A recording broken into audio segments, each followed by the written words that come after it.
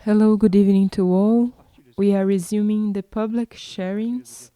Today is the sharing of May 3rd. We are here back to the Northern Hemisphere. So until we reach an intermediary point of the time of Brazil, with the time of Brazil, we are going to record the sharing and we are not going to make it live, otherwise it would be too late in Portugal if it's 7 p.m. Brasilia time. So we are going to keep the time for now, and then we'll see if we have to adjust something. The theme of today says responses that we all need and reflections that we do not always make. It's not a word play, so let us try to enter the rhythm of this title so that we can see if we are not before a potential that we cannot identify, if we are tied to something of the past that we cannot let go, and let us make some reflections. Before this, we have some questions and some topics that could help us that will compose the beginning of the sharing of today. The person says, when we go through karmas, tests, difficult situations, illnesses, right away, or there is a thought form that is right away connected to karma. Now, great beings who passed on the planet, have been on the planet, Buddha, Christ, the Virgin Mary, so many beings who came to this human life like ours, was everything that they experienced also their karma, or how could this be understood? You see, at the beginning of the year we had a cycle having the esoteric glossary as a base. And there is a very important entry in this glossary, which is the entry logos, and also the entry levels of consciousness. So we, normal human beings, have some levels of consciousness that are relatively active, and these consciousnesses that we have mentioned here, Christ, Mary, Buddha, among so many others, they have on the higher levels of their consciousness not only active, but in a permanent state of communion that is much broader than us. So they don't experience certain levels of duality, and they do not experience the need of self-ego and individualistic need of self-assertion like we experience. Because they are spirits who are awake to other degrees of evolution. Having said this, depending on the level of consciousness of a being, they interact with this anchor of universal consciousness within a planet, which we call planetary locus, in a different way. So the Christ, mainly the Christ, is as if he assumed this whole learning experience of Christic love and redemption for the planet, for this to go through a synthesis. This is a very broad subject that we won't develop very much today. We could do this at some point. Eventually I study only about that which we call the Passion of the Christ, because it is really a condensation of universal evolution that we still have not understood, because if we had understood, our lives would be totally different, and also our relationship. But this is not the subject for today. So going back to the context, these great consciousnesses absorb, assume, offer themselves to make a synthesis in the process of the planetary locus. This is important because all life develops on the planet, including the life of humanity and other kingdoms, It is within this schedule or plan or purpose that we call the planetary logos. So it's a different level of karma. It's not the same level and understanding of our individual karma. They are consciousnesses who have an evolutionary possibility, a degree of love, wisdom, of will and light, which is not the same of a common consciousness like ours. It doesn't fail to be a sort of karmic interaction, what they experience and live for the planet, but not from the same perspective that we understand this. It's a union with the process of the locals and humanity of the races as a whole, and therefore the words of these great instructors, their life examples, their sacrifice, which is a word that is not well understood by us, as it's always associated with suffering, when it's true, in truth, it is to make life sacred, a transmutation of that which is trivial, common and superficial to a higher perspective, right? Someone else says, what would be the spiritual meaning of the experience of childhood?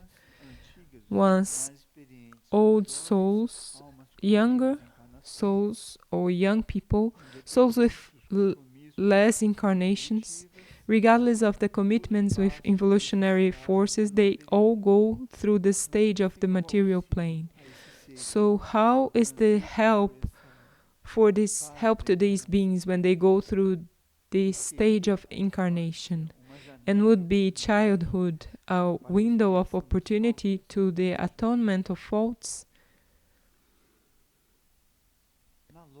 You see, in the logic, let us call it like this, of classic spiritual science, I'm referring to the Tibetan, to Theosophy, the beginning of great religions, that is, everything that is in a precise way connected with the source, which is the legacy of the hierarchy. This is the true source, which is this sequence, let us say, of learning experiences that the hierarchy has materialized on the planet. So many evolutionary currents have brought many pieces of instruction connected to the theme of childhood and the cycles of 7 years, with the understanding that at every 7 years we go through a cycle of learning experience, especially of the formation of our 3 material bodies: physical, etherical, physical, emotional, and mental.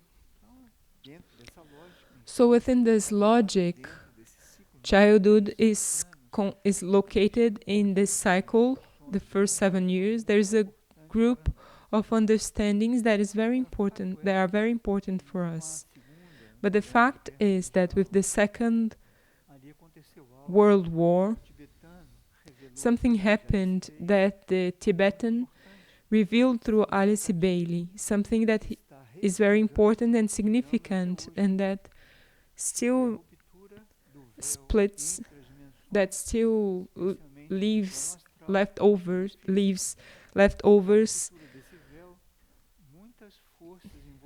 with the breakage of the veil, of this veil, many non-resolved situations of a degree of darkness and dissociation and disorganization that had not been foreseen to enter the planet at that moment, but rather in 88, not at the moment of the Second World War.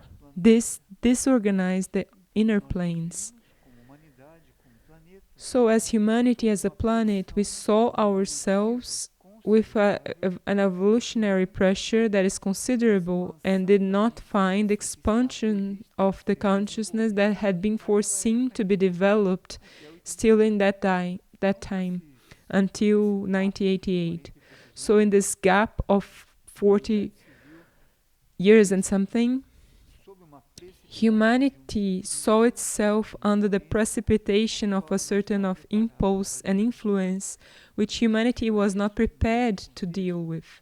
And I'm referring to this in this context because the incarnations are organized by a group of consciousnesses with the participation of this level that we call the soul level, the consciousness that accompanies the incarnation of each one of us, the guardian angel, and especially by the wisdom of councils and this level of hierarchy that we call the lords of the karma. So, up to that moment, incarnations were following a certain accompaniment, a certain logic, but one of the most nefast interferences, we could use this word in this context, after the Second Great World War, is that souls began to receive a very great pressure from those evolutionary forces, that the forces that had thirst for the experience for material life and that did not fulfill, let us say, that cycle of restoration, healing, learning experience that would take place between incarnations. So before this moment, we would disincarnate, we would be received on the inner planes, we would be helped to make synthesis on the etherical physical plane of the previous experience to accommodate and prepare for our next incarnation. We have a time to choose. It's a real word in this context, to choose that family, nation, environment, karma, which would provide our best learning experience for the following situation. But with the entrance of this great amount of evolutionary forces, this caused a lot of disturbance because souls saw themselves without that possibility of controlling their higher vehicles, referring to the astral and mental bodies, that were there mixed. Souls were very much mixed with forces that were thirsty for the experience on matter. So the soul would not go through a process of renewal, and then they would enter this process of incarnation and go through a very disturbed childhood, oftentimes in places that would not be the same choice of those consciousnesses that I mentioned before, of councils, lords of karma, our soul itself. So this caused a huge disturbance in this process that we call childhood. I'm referring to this chronological time after the Second World War. Now, what is the spiritual meaning? First of all, is that incarnation is not a punishment. To incarnate here is not a punishment for an experience or a learning experience that is less evolutionary that we may have had in the universe or even on the planet. It's an opportunity to follow our learning experience within the school that this planet represents. Therefore, it's a sequence, it's one more ring of our, in the chain of our evolutionary experience. So the meaning, the current meaning, is that we have to go through this stage to refine gradually in the family environment that we incarnate a sort of impulse or stimulus that will give continuity to the point we stop from the previous incarnation. This is why we incarnate in a family that was not chosen by our soul or the lords of karma, but it was a choice from our astral body, for example, influenced by an evolutionary force that needed an experience in matter. So our incarnation begins right away disturbed because we feel strangers in that environment. On the other hand, our material vehicles are being built in that family environment in a nation that eventually wouldn't be the nation that our guardian angel would incarnate, better saying, would indicate our soul to incarnate. And then a whole confusion begins.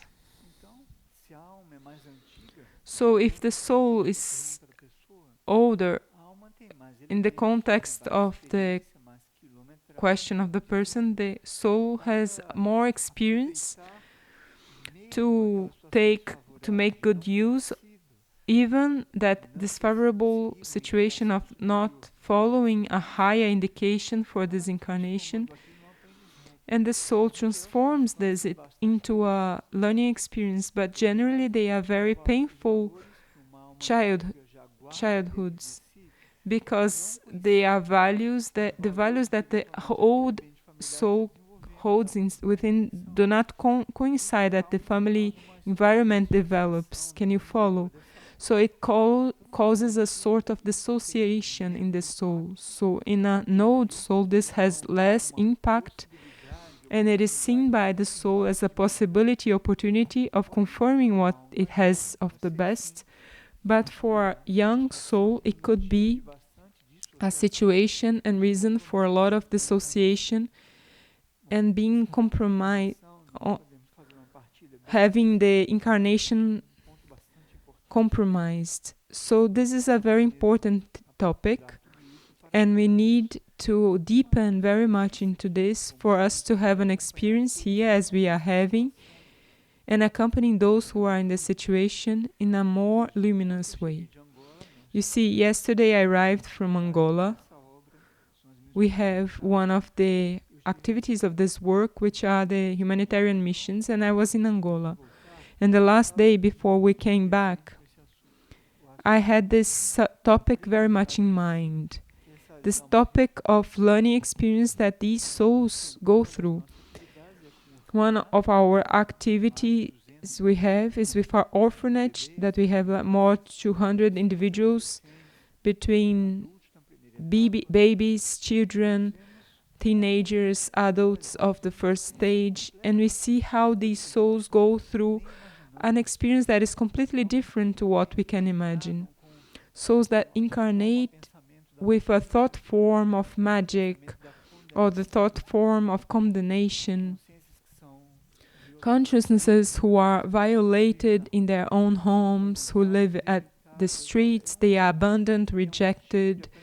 You see, it's a sort of learning experience that we cannot imagine. And it's very necessary for us to be before this as a work and service and learning experience, because we redimension our crisis very much. And when we look at those gazes of those children and young people, what is the future of a soul like this? What is the learning experience they are going through? So our action before this is very much in the sense of empathically, with compassion, unite with that learning experience, can you follow it? And not wanting to soften the learning experience. So it's something important. It's an important learning experience, because if we are mistaken and we paralyzed into the immediate and material help, we lose the perspective of uniting, joining that learning experience for this to be constructive and evolutionary regardless of the material result. So you see how important it is to always deepen and look for a deeper meaning than the immediate results that we could even make the situation worsen, in the sense of the search for a meaning for that, all of that. Well, continuing with this theme, responses that we all need and reflections that we do not always make, let us also enter the next sharings into the theme of dreams, the symbolic life. Because we spend practically 1/3 or 1/4 of our lives sleeping. And are our lives interrupted at the moment we sleep? Where does our consciousness go to? And what is our aspiration to learn with this process? Do we give value to this? Do we give the due attention to this? Are we attentive to the states of consciousness, the impulses that come after a dream and after the contact with a symbol? So a symbol and symbolic life of dreams, it's important, places us before an impulse, a rhythm, a meaning under a language that is very different from the rational language. Are we really awake? Are we before something? Or we always face the same number or the same sequence of numbers or the same name or the same color? Or when we are before a color, this brings a certain sensation. Some people, and I am one of them, when I smell some aromas, this right away activates many memories, and this brings a state of consciousness. So we are surrounded with symbols, constantly surrounded with symbols.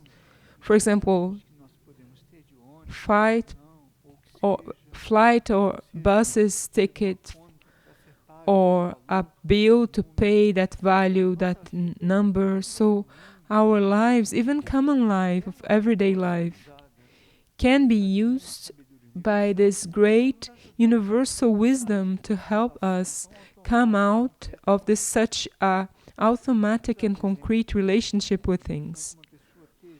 We are going to give an example here of someone's dream that is very important and very interesting.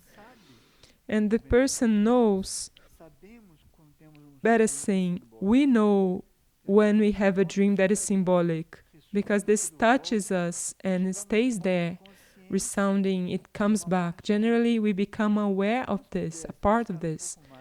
If we could be more open to this theme of symbolic life, eventually that which we call etheric dream, which is where dreams take place, it could be projected into the physical brain and the physical memory of the brain, and we would be able to remember this much more.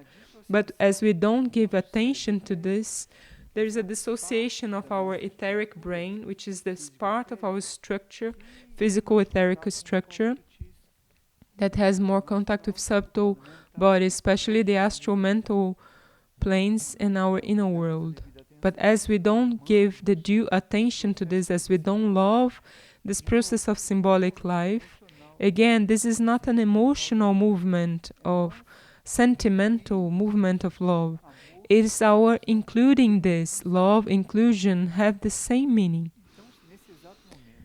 So if at this precise moment I include the perspective of symbolic life, to my right side I have 4 people, to my left side I have 5 people. This is a symbol, and in the center a person. If I am before this without hurry, without anxiety, without restlessnesses, this symbol begins to communicate with me. Am I clear? So in this communication, the rhythm of that symbol begins to bring to my consciousness a stimulation to transform something or expand my consciousness. Why do these 5 people chose to sit to this side and not that side? It's not a rational question. Am I clear? It's a reflection that brings a meaning, an inner sense, and if this sense emerges, the benefit for the understanding of this is for all of us who are here in the room, even in our unconsciousness. So let us imagine if all of us present here had the same aspiration for symbolic life. At some level, the essence of this would reach all of us. So you see, this person had the following dream. She's the wife of someone, so she dreams she's going up through stairs with small stairs, narrow stairs, short distance between one stair and another. And oftentimes the stairs end when they touch the ceiling, giving a sensation of suffocation and asphyxiation. So she doesn't end up in a window or a door, but the ceiling, bringing this sensation. So you see, it's a very important dream. Let us imagine ourselves when we are going to share dreams here. It's important that we don't become disinterested in someone else's dream. But it's symbolic life trying to bring a different impulse to us. that could even correspond to an experience that we are having. So when we are before this symbol of short stairs and sequential stairs that lead us to the ceiling, it's a symbol that to this step, to this moment, taking short steps. The stair also represents a cycle, short stairs that you don't make so much effort. So short progresses, controlled processes. All of this is related to the sort of stair that the person was seeing. So maybe the moment has come for this person to consider if they should not look for a different sort of stair, to make a greater effort, and not though that stairs with short steps. So you see,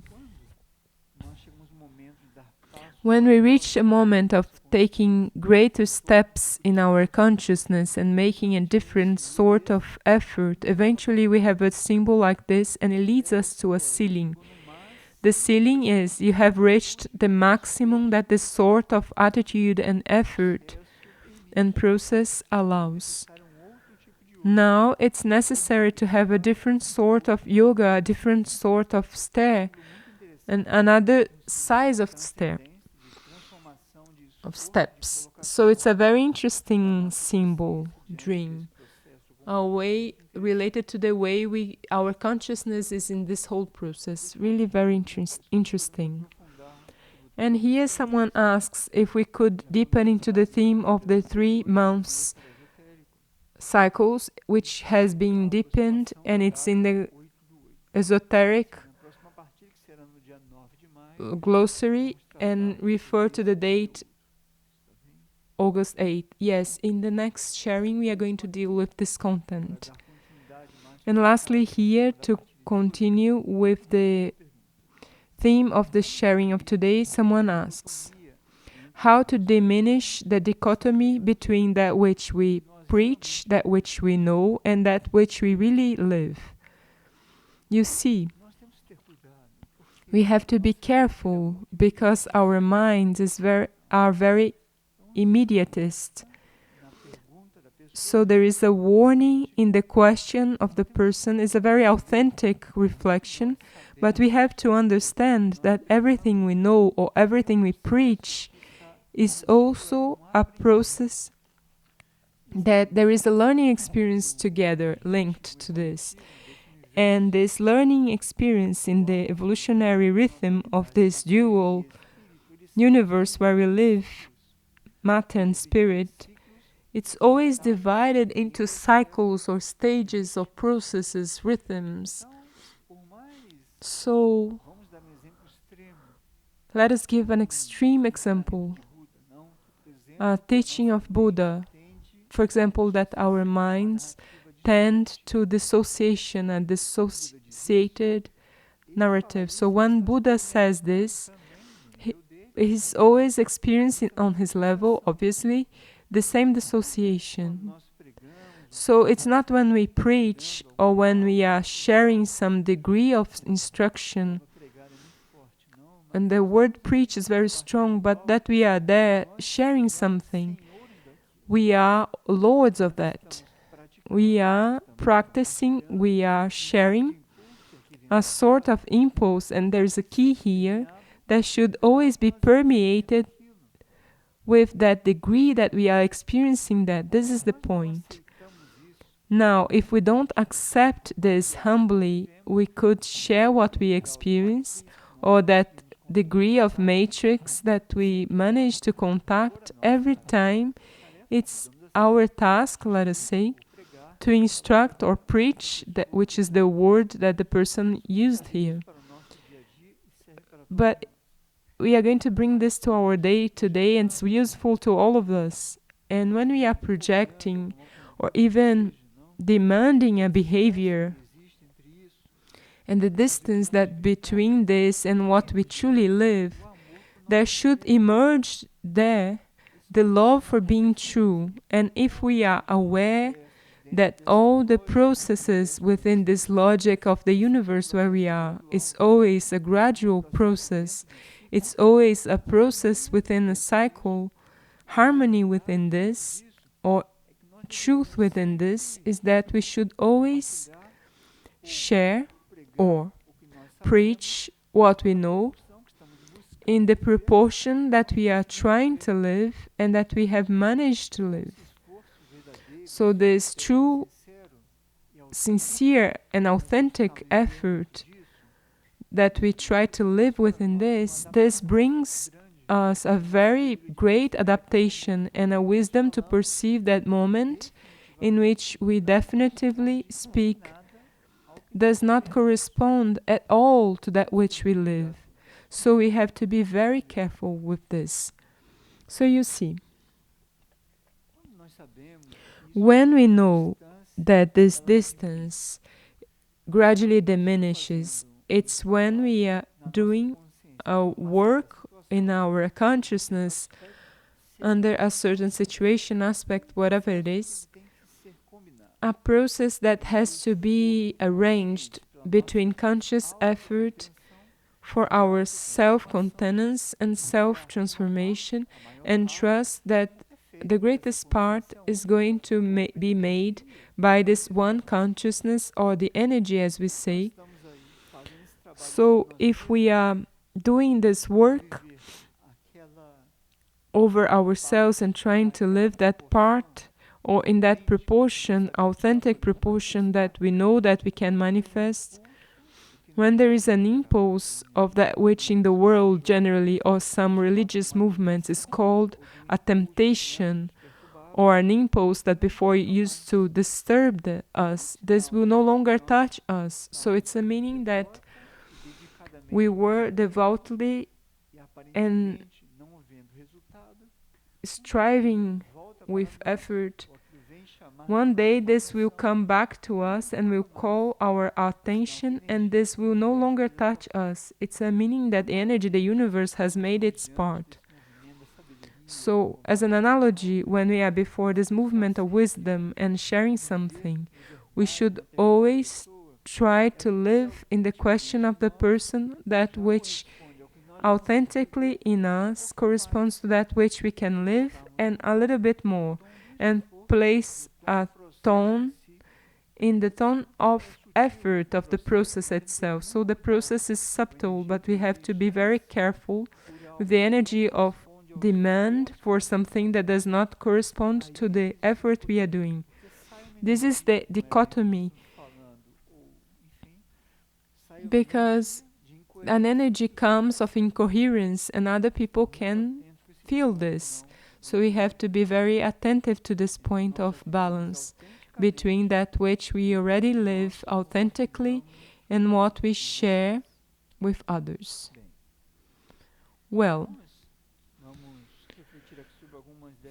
we are going to reflect here on some of these answers that we all need, and eventually some reflections that we do not always make. Because one of the evolutionary forces that implanted itself the most in humanity in this race of ours is inertia, passivity, of always thinking that the solution is not available at the present moment, or that the solution or the understanding or some learning experience that we need is not accessible. So we always think that we are lacking something, that the present moment is never enough. So we become very much absent from a learning experience that is present here now. Make the experience now, at this precise moment. How many of you are really present here? Not present physically or looking at the television or the internet, but present, sharing this flow, this rhythm, this impulse, and open so that it may come to our consciousness, to the consciousness of each one of us, these answers, these responses. So an instructor used to say, a very illuminated work called Agni Yoga, that we receive hundreds of indications a day, but we are not attentive. We don't see each moment. Perhaps the last, we don't know when our last moment is, when an impulse will come. And why is this like this? So we all need responses, but we don't always make reflections. So you see, an example of this. Sometimes we look for a meaning for compulsory relationships. Why is my father like this? Why is my grandfather like this? Why is my mother like this? Why do I have these siblings? Why was I born in this nation? Why do I have this body? Why I have this relationship with my body now? Questions of compulsory relationships. So it's a response that we all need initially, right? Now, facing these relationships, where does this question come from? Does this question come from really wanting to learn, looking for the meaning for this, to rediscover and trust that this wisdom that organizes our incarnation exists? Or it comes from a place, from a personal disturbance, or even a disturbance, and I'm not speaking to anyone, a disturbance of seeing ourselves mirrored into something that within us disturbs us. Am I clear? So someone else or some level of compulsory relationship, a husband, wife, a child, this first cycle of family karma of first degree, as we call it. So this could be mirroring to me continuously, or expanding to something to me that I cannot see by myself. So the karma is organized, an aspect that I don't want to see or that I cannot see by myself. So you see, this relationship or about compulsory relationships needs to be reflected by reflections that we don't make generally. That is to ask in this context, what do I have to learn from this? Or what is my collaboration so that this may change its level or degree? Oh well, I do this every day, so continue. Continue. Because everything has a cycle, everything has a rhythm, everything has its moment to be transformed. So one of the laws, let us say, that Jesus brought to us before this evolutionary matrix that is giving up, desistance. It's an evolutionary matrix. When we went to Israel, we have shared with you in the public sharing Figueira and its fruits, there is a superphysical environment called Galileum, and there is a call to the energy of persistence, this matrix which is persistence. Jesus said, the one who persists until the end, this one will be saved. That is, this will take a step beyond that karmic context in which they are inserted. So going back to the context, if we have done everything we could have done, generally it's not like this, but let us say we have to persist. It's not having any effect, but this is a chemistry, a process of interaction, and when the moment, the precise comes for a change of cycle, this will change its point. So if I give up before the moment of generating the best I can collaborate in that chemical relationship, this doesn't take place. So we have to be very careful and we have to be very patient with this process and not give up. Give up on what? On being the best we can be, regardless of the context. But that person doesn't hear me, but it's the other. We are not the ones who have to fail to give an impulse, but it's useless to insist. So do an inner work, do a silent work, reflect on your inner work, reflect if it's not time to do a contact with all the inner beings, not with people here. And again, everything is so disorganized here, so badly influenced, so interfered, that it's really difficult to reach a point of harmony. Well, many ask about this point or don't have an answer about that which we call death. So we need an answer. What is death? Or how life is? Or what is life after this moment we call death? It's a mystery. It's a mystery. Our physical, emotional, and mental selves experience this in a different way from our consciousness. We may have a lot of information about this, but when we experience or live a situation that is similar to that which we call death, we know very well that is very different. The possibility that we imagine that we would have in our consciousness from the real experience there. So,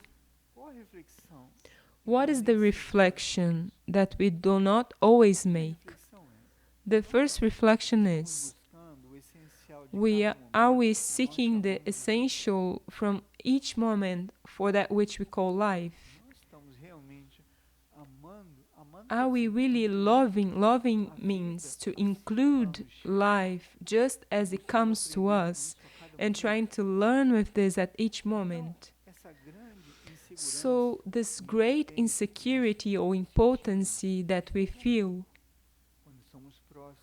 when we are close to this process of discontinuity of life is because we are not loving and experiencing intensively each moment just as it comes, and always seeking. Here is a recommendation, instruction. The other level, a non-physical level of the situation. So just as we have a physical body, an emotional and a mental bodies, this present moment also has this physical experience, a moment of an emotional experience and a moment of a mental experience. And when generally this is dissociated, there is no communication, no synthesis, union, communion with all of this, we feel very insecure because we know we don't have control over nothing of this. So this tendency to control, we don't make this reflection generally. So let us observe today, how much have we wanted to control situations today? And all those who have lived situations similar to this discontinuity of life, just as we are calling this here, you see that a total loss of control emerges. We had no control over anything. A different law, a different sort of impulse emerges there. So these reflections on the essence of life, on our higher levels, on the law of reincarnation, are reflections that we cannot deal with them or make these reflections superficially. Otherwise, one day, the cyclic moment that is inevitable to each one of us, we could eventually find us with more consistency, or first a conviction that these other levels exist, and this is why incarnation exists. The symbolic life, the relationship with the life of dream life, the process of the inner levels, inner life, contact with inner life. We gradually re-encounter this conviction that we are part of something that is broader. All these reflections bring the responses that we need.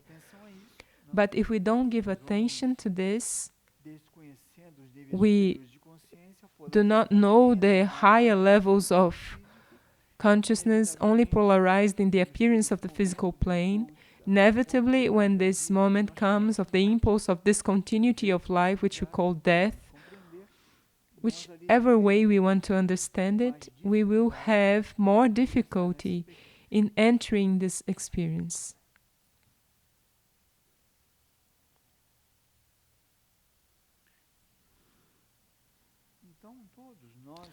So all of us have this need of response also on that which we call the past, that which has passed, and eventually responses about projections of what we call future. But the reflection about this topic is we make the correct effort to be present in everything. I'm going to give you an example that we are going to identify very well that we are not present. When we are going to talk to someone, for example, even if it's something of the day-to-day or someone that we meet, let us observe ourselves attentively, how our attitude today was before this. Generally, it's an automatic attitude, right? Oh, hello, good morning, how are you? But we are not really attentive to others' need. And this lack of attention or this lack of interest, it's a sort of absence. Reflect on this. So, when I become absent in the present moment, not being present, therefore, I do not manage to locate in the present moment that which others need. Not physically and externally and personally, an internal need, because these sharings are in function of inner life, of our evolution, the group evolution, the evolution of humanity, and therefore all of us relate with many people, and you see how many opportunity of help ourselves mutually we lose each day, only by becoming absent countless times during the day when we meet someone. I usually mention that due to the task I have with instruction and with the groups and in the institutional relationships, I had to learn, I had to make the effort with the theme of body language, gaze. Here now in Angola, for example, we were talking to some people and I saw how during the conversation people would change their gaze 3, 4, 5 times. In the East, this is very much known, the yoga of gaze or diagnosis through gaze. It's not magic, it's through the gaze, the soul of the individual or the world of the individual finds a window of communication. So we see ourselves mutually countless times, many times, and familiarity, oh, I know this person. You don't know. Who knows the other person in a healthy consciousness? So see how careful we have to be with this theme of past and future, with this becoming absent from the present. So we cannot know the past and we can really anticipate that which we call future, creating a best condition, a karmic condition of expansion of consciousness if we are continuously becoming absent. Only because we despise others' potential, including what do we know of others to despise them? Of course, it's a strong word, despise, but it is. If I am with someone and in my mental consciousness, in my filter, I am already responding. When I meet this person, I have a series of thoughts of prejudices. We call this prejudice about someone else. I can never learn with them. I can never help them because I have a thick, dark, slow layer. It's slow, it's not malleable, it's not plastic of prejudice. It doesn't allow me to understand that moment where this individual has come and where this evolutionary situation of the individual is going to. How can I enter the evolutionary impulse at that moment? That moment I met that individual for this to have a constructive development, and it's not a reconfirmation of a mistaken trajectory. So you see how many times a day we lose the opportunity of evolving. So the reflection is, let us not be tied to the past, because this is very strong. And let us not create expectations of the future, because this relationship of what is here and that is walking to the side, this relationship can only happen at this precise moment. No other moment will exist like this. And we will not be able to help ourselves, each other, and help others if we are continuously absent. So this response on how to deal with the past and the future is a reflection on how I am present and how I become absent at each moment. There is something that is very difficult, which is the process of ability of listening, because generally we don't listen. We are just responding to what others are saying. I will end up responding to my tendency, but not to what others need eventually. So if I am absent, listening is not a process of processing and eventually perceive how to make this a dialogue, a construction with true dialogue. So you see how we need to evolve in all of this. With daily situations, there is no complication, no technique, no formula or mantra or anything that is transcendent. No, it's just life as God has given it to us, daily life, which constantly brings us all these occasions and opportunities for us to be able to evolve.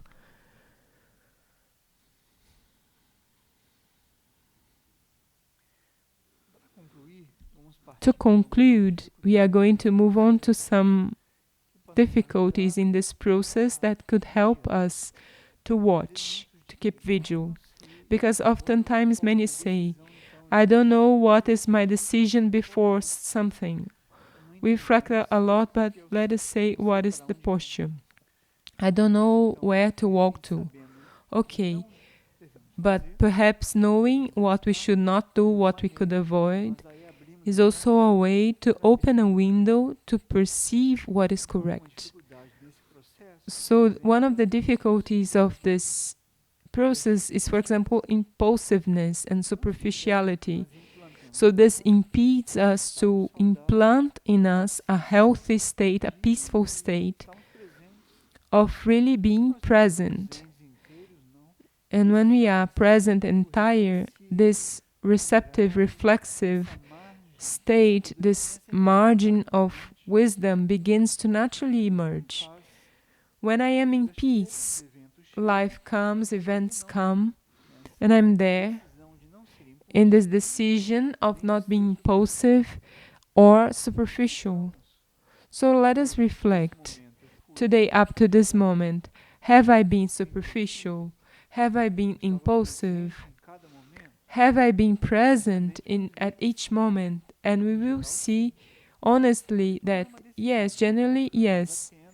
So I'll be more attentive to be more present and discover, because there is a virgin space at each moment that we don't take advantage of, a space that is profoundly creative, and this creative space comes from an unknown region. But when someone comes to say something and I mobilize all my prejudice about what this individual is saying, this virgin creative region does not emerge.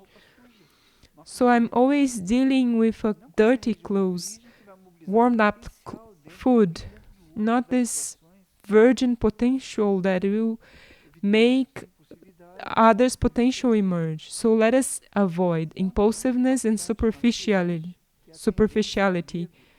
A very impactful point is tendency to fear and escape from reality. So we all ask, am I adhering to a character, an artificial character?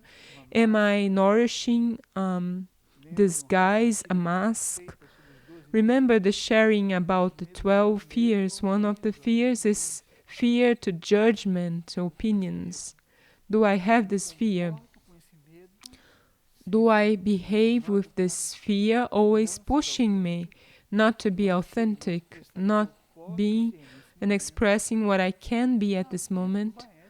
Of course, within an ethic of good sense of human and social relationships.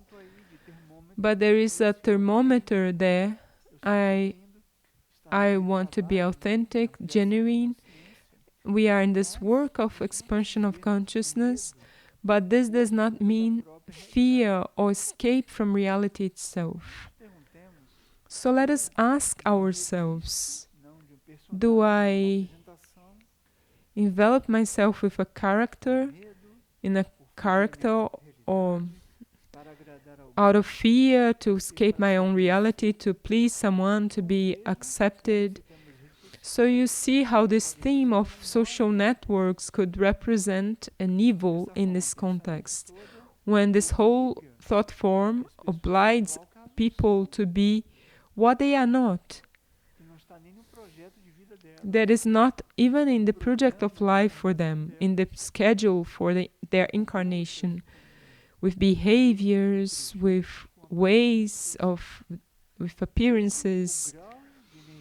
So you see the degree of evolutionary energy that entered the planet after the Second World War, and the risk that all of us live today for not being present and knowing our inner worlds.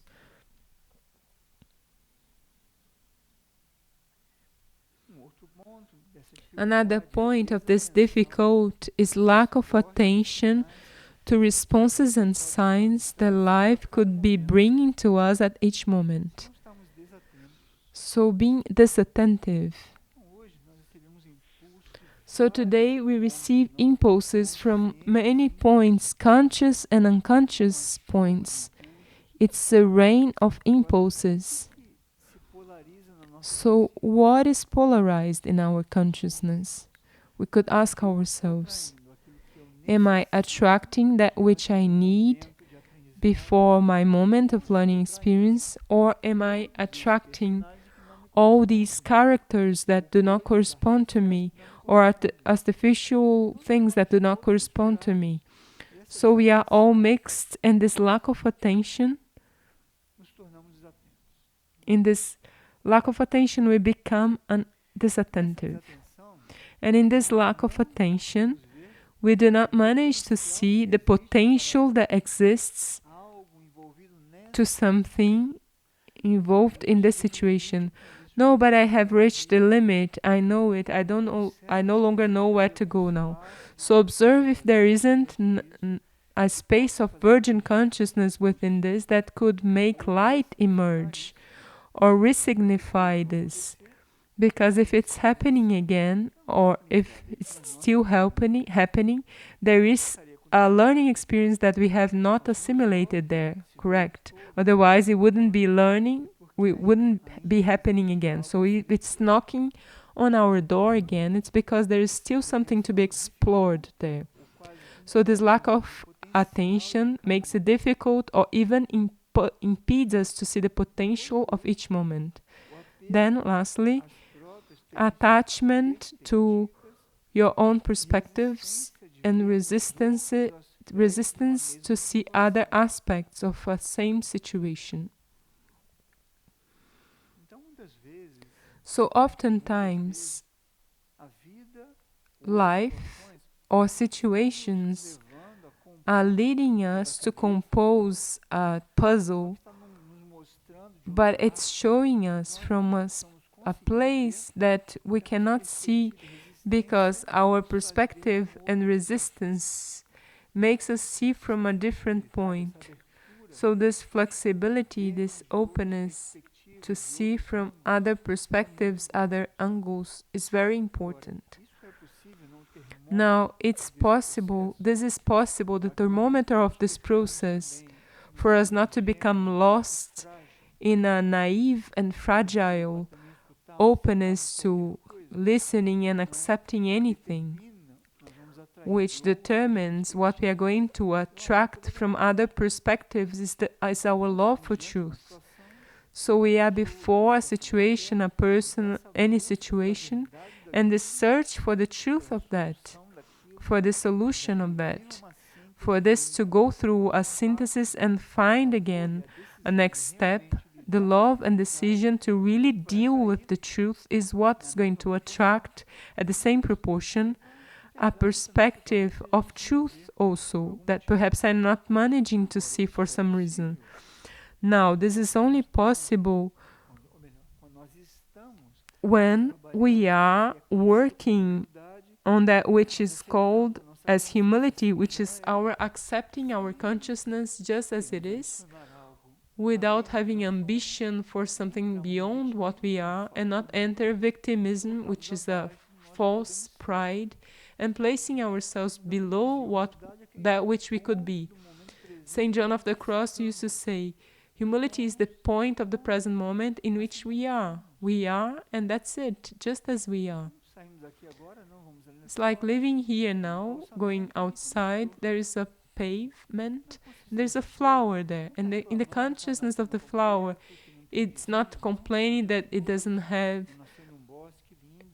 neighbors, other flowers, and that is in the concrete, it's not close to the river, having to deal with smoke and everything.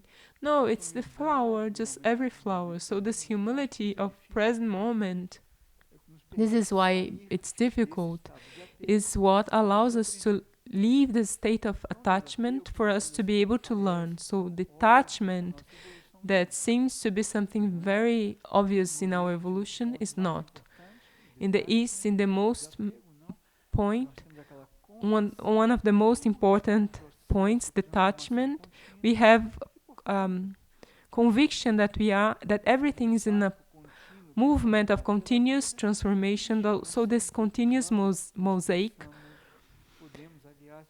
formed with life, there will always be many angles for us to perceive and understand. Very well, responses that we all need, reflections that we do not always make. So this is an interesting content, it seems to me, for all of us. Who knows if in our day-to-day we think about something that could be brought to our practice. It's not a practice, it's a way of living, it's a search of life made in a parallel way to all our daily activities, because it's something that has nothing to do with stopping doing anything. All the opposite. The more we interact, the more opportunity we have to develop all of this. So no one has excuse to not be able to do this experience. So we will also continue with the theme of dreams and symbolic life, the theme of the 3-month cycles, and offering contents for the awakening and expansion of our consciousness. Thank you very much for being together here, and let's continue. Good night, and thank you all.